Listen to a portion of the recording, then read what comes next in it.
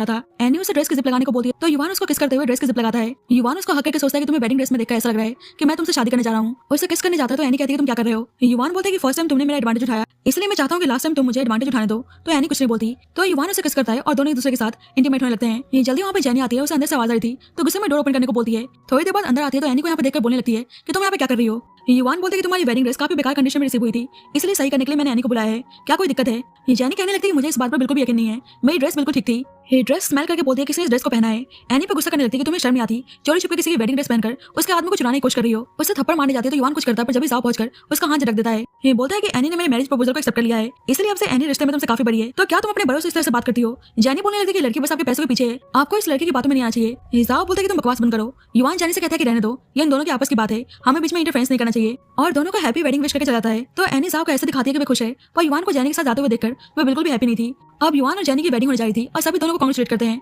पर जब भी साव एनी के साथ आता है जेनी बोलती है कि सब क्या हो रहा है। तो उसकी ग्रैंडमा बोलने लगती है कि हम दोनों की फैमिलीज इतने सालों से इतने अच्छे रिलेशनशिप में हैं, इसलिए तुम दोनों के साथ साथ आज तुम्हारे अंकल जाओ की भी वेडिंग है। तो जेनी को सुनकर अच्छा नहीं लगता। युवान जेनी की ग्रैंडमा से बोलता है कि आज मेरी खुशी का दिन है, आप ऐसा नहीं कर सकती। जेनी की ग्रैंडमा बोलती है बस आज की बात है, कल से हमारी जिन फैमिली तुम्हें अच्छे से ट्रीट करेगी। जाओ युवान से बोलता है कि इस वक्त जिन ग्रुप को फंड की जरूरत है क्या तुम दे सकते हो, मैं तो इनको देने को तैयार हूँ। जेनी की ग्रैंडमा बोलती है कि आज इस वेडिंग को होने दो, नहीं तो मुझे भी तुम्हारे जैसे ग्रैंडसन इन लॉ की कोई जरूरत नहीं है। पर वैसे ही जाओ को पता चलता है कि यांशी ने खुद को मारने की कोशिश की है, तो सब भागकर हॉस्पिटल आते हैं। कुछ देर बाद डॉक्टर आके बताता है कि वे लकली आउट ऑफ डेंजर हैं, पर इस वक्त उनकी कंडीशन कुछ ठीक नहीं है। जाओ एनी से बोलता है कि माफ करना, अभी के लिए हमें अपनी वेडिंग पोस्टपोन करना होगा। एनी कहती है कि कोई बात नहीं, मैं घर पे आपका इंतजार करूंगी। अब एनी जा रही होती है तो असिस्टेंट को नोटिस करती है और उसे उस पर थोड़ा सा डाउट होता है। इधर जेनी आकर युवान से बोलती है कि मुझे तुम्हारी फैमिली प्रॉब्लम में पढ़ने का कोई इंटरेस्ट नहीं है, या तो अभी मेरे साथ चलो, नहीं तो मैं शादी नहीं करने वाली। युवान गुस्से में बोलता है कि तुमसे शादी करना भी कौन चाहता है। ये जब भी एनी आकर बताती है कि तुम्हारी सिस्टर का बेबी असिस्टेंट के पास है, अभी मैंने उसे चैन हाउस की तरफ जाते हुए देखा, तो दोनों जल्दबाजी में हॉस्पिटल से निकल जाते हैं। इधर असिस्टेंट बेबी को लेकर चैन हाउस आता है तो बेबी जोर जोर से रोने लगता है। असिस्टेंट को जाओ पे गुस्सा आता है कि वो इतने साल से जाओ के लिए काम करते हुए आ रहा था और जाओ ने उसके साथ ऐसा किया। असिस्टेंट को पता है कि जाओ के अगेंस्ट जितने भी एविडेंस है उस फोटो के पीछे छुपा के रखा गया है,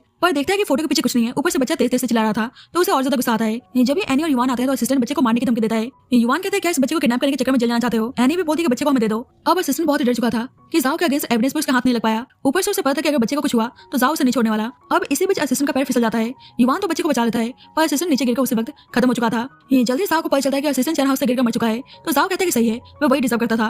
जाओ बच्चे के बारे में पूछता है तो उसका आदमी बताता है कि बच्चा बिल्कुल ठीक है। अब जाओ के दिमाग में कुछ और चल रहा था, इसलिए अपने आदमी से यांशी को खत्म करने को बोलता है, तो उसका आदमी चुपके से आके यांशी का ऑक्सीजन मास्क हटा देता है। ये बाद में यांशी होश में आते तो एनी को अपने पास लेकर बोलती है कि तुम यहाँ पे क्या कर रही हो, जाओ कहाँ है। एनी कहती है कि तुम उसके बारे में ना सोचो, वही तुम्हारे अच्छा होगा। मैं तुम्हें बताना चाहती हूँ कि जाओ ने अपने आदमी को तुम्हारा ऑक्सीजन मास्क हटाने को भेजा था। तो ये सुनकर यांशी को बहुत ही बुरा लगता है। एनी से बोलती है कि अब तो तुम हैप्पी होंगी, तुम जैसे चाहती थी वैसा ही हो रहा है, हंसो अब और जोर से हंसो। पर जब युवान आकर बोलता है कि आप शांत हो जाओ, एनी नहीं आपके और आपके बच्चे की जान बचाइए। पता चलता है कि एनी यांशी के वार्ड में आती है तो देखती है कि यांशी का ऑक्सीजन मास्क निकला हुआ है। एनी तो यांशी से नफरत करती थी लेकिन फिर भी उसकी हेल्प करती है। सब कुछ जानने के बाद यांशी एनी से बोलती है कि तुमने मुझे क्यों बचाया, मेरे मरने के बाद तो मिसेस चैन का पोजीशन आराम से तुम्हारा होता। एनी कहती है कि मेरी सिस्टर को मारने के पीछे जाओ कहाँ थे, पर तुमने भी इसमें जाओ का साथ दिया। जाओ तुम्हें मारना चाहता है तो क्या, मैं चाहती हूँ कि तुम जिंदा रहो ताकि अपने पापों का पश्चाताप कर सको। यांशी बोलती है तो मतलब तुम सही में मियान की सिस्टर हो। एनी पूछती है कि मेरी सिस्टर कैसे मरी। यांशी बताती है कि मियान के मिसकैरेज के बाद जाओ ने उसके टॉनिक में बहुत सारे स्लीपिंग पिल्स मिलाकर उसको खाने पर मजबूर किया। जाओ और जेनी की ग्रैंडमा दोनों शुरू से एक दूसरे के साथ मिले हुए हैं। उन दोनों ने साबित करने की कोशिश की कि हमारे फू ग्रुप में फाइनेंशियल फ्रॉड चल रहा है। उस वक्त तुम्हारी सिस्टर फाइनेंस डिपार्टमेंट में काम कर रही थी और उन लोगों ने फंड की चोरी का सारा ब्लेम उस पर डाल दिया। तुम्हारी सिस्टर इस चीज को बर्दाश्त नहीं कर पाई और उसने खुद को खत्म कर लिया। सब कुछ जानने के बाद युवान बोलता है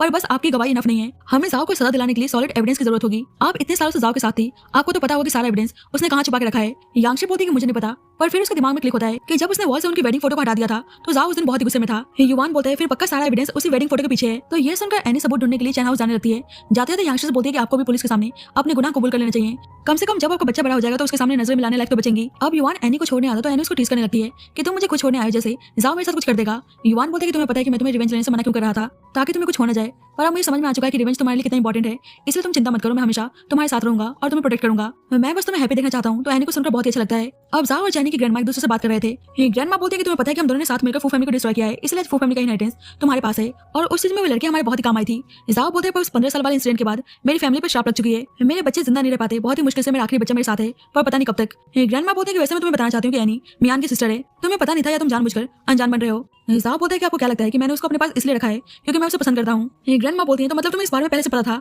जाओ बोलते हैं कि उस बेवकूफ लड़की को लगता है कि मैं उसे प्यार करता हूँ, पर सच तो यह है कि मैं श्राप खत्म करने के लिए उससे शादी करने जा रहा हूँ। बस एक बार श्राप खत्म हो जाए तो मैं उसको जान से मार डालूंगा।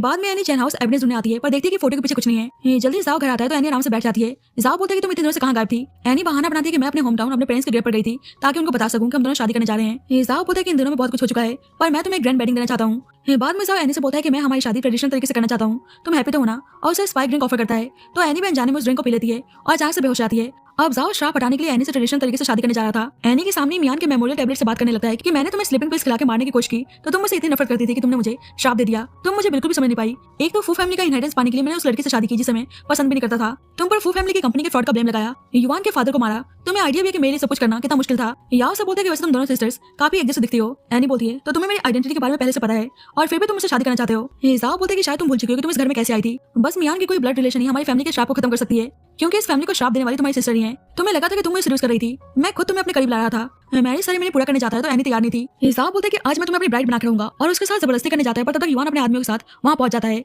एनी से कहते हैं कि तुम चिंता मत करो, मैंने ऑलरेडी वीडियो पुलिस तक पहुंचा दिया है, वे जल्दी आते होंगे। जाओ गुस्सा करने लगता है तो एनी बोलती है कि अब तुम कुछ भी कर लो, तुम नहीं बचने वाले। पता चलता है कि युवान एनी को जाओ के पास अकेले जाने से मना कर रहा था। एनी बोलती है कि तुम चिंता मत करो, मैंने ऑलरेडी चैन हाउस में हिडन कैमरा इंस्टॉल कर दिया है। अब जाओ जो भी एक्शन लेगा सब कुछ रिकॉर्ड हो जाएगा। उस टाइम एनी को पता है कि वो ड्रिंक में कुछ मिला रहा है और फिर भी वो ड्रिंक पी लेती है। अब जो भी जाओ ने फ्यूनरल हॉल में कन्फेस किया था वो सब कुछ रिकॉर्ड हो चुका था। फाइनली अब एनी ने जाओ से अपनी सिस्टर का रिवेंज ले लिया होता है। अब जाओ और ग्रैंडमा दोनों ही जेल में थे। एनी अपनी सिस्टर से बोलती है कि आई होप अब आपकी आत्मा को शांति मिले, और युवान से कहती है कि अब जैन और जिन फैमिली के ऊपर इन्वेस्टिगेशन चल रहा है, ये जल्दी पता चल जाएगा कि जाओ ने तुम्हारे फादर को मारा था ताकि तुम्हारी कंपनी हड़प सके।